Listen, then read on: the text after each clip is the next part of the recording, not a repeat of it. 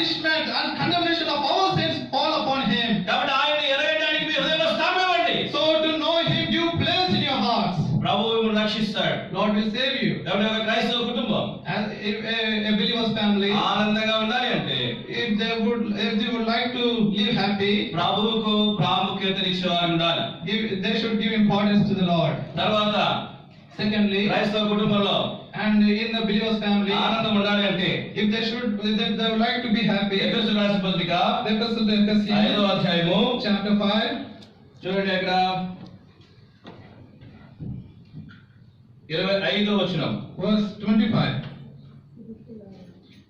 ఎవరు చదవగలిగితే చదవండి. పురుషులారా మీరును మీ భార్యను ప్రేమించుడి, అటువలే క్రీస్తు కూడా సంఘమును ప్రేమించి అది కళంకమైనను ముడతైనను అటుది మరి ఏదైనాను లేక Laid down his life, మూడో దినాన మరణాన్ని జయించి లేచినారు. he rose again the third time, conquered the death. ఆ మూడో దినాన తిరిగి లేచి మానవులకు రక్షణ కలుగజేస్తూ వచ్చినారు. Rising again the third day, he gave salvation to all men. పాపం నుండి విడుదల కలుగజేస్తూ He వచ్చినారు. gave us deliverance from sin. ఆ రక్షకుడిని ఎరిగి Knowing that ఆ Savior, రక్షకుని స్వీకరించి receiving that Savior, నీ ప్రయాణం ప్రారంభించు. start your journey. పరలోక రాజ్యములో మీకు నివాస స్థలములు ఏర్పాటు చేస్తున్నానని చెప్పినాడు. He told that he will prepare a mansion in his kingdom. ఆయన మార్గంలో నడుచుకుంటే నీవు పరలోక రాజ్యానికి చేరుకుంటావు. If you walk in his path, you will inherit his kingdom. ఒకవేళ ఆయన మార్గంలోకి రాకపోతే నీవు నరకానికి పోవాల్సి వస్తుంది. If you do not come to his way, you will have eternal fire.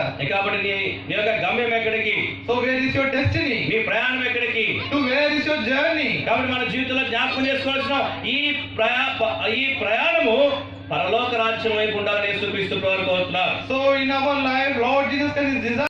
సేవకులకు పరిచర్యలు బాధ్యతలు అప్పగింపక And to all of them, and the ministry was offered and it was given as responsibility, ministering the Lord.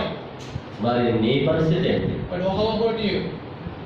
ఆదివారం వచ్చిందంటే Bible గ్రంథములో మనకు తెలుసు యోహాను సువార్త, We know John Gospel,